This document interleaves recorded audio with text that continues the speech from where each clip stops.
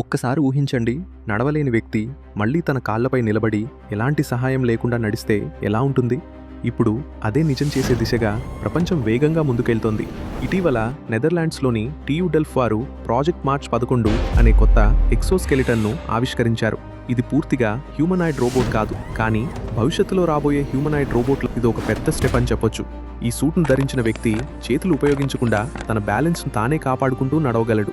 Depth కెమెరాలు, సెన్సర్లు, smart AI control system సహాయంతో ఇది పనిచేస్తుంది.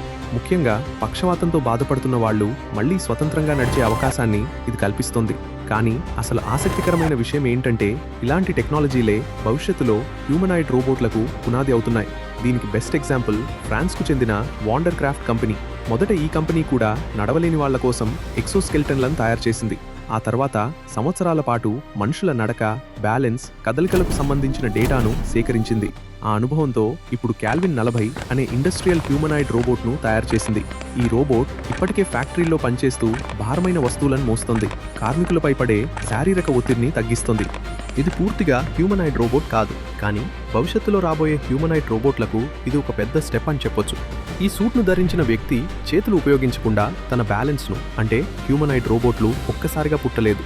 మొదట మనిషికి సహాయం చేసే ఎక్సోస్కెల్టన్గా మొదలై తర్వాత కార్మికులకు తోడుగా మారి ఇప్పుడు పూర్తిస్థాయి హ్యూమనాయిడ్ రోబోట్లుగా ఎదుగుతున్నాయి.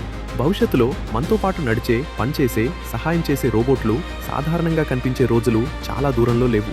ఇలాంటి ఫ్యూచర్ టెక్నాలజీ అప్డేట్స్ కోసం మా ఛానల్ను సబ్స్క్రైబ్ చేయడం మర్చిపోవద్దు. మళ్ళీ మరో ఇంట్రెస్టింగ్ వీడియోతో కలుద్దాం. జై హింద్.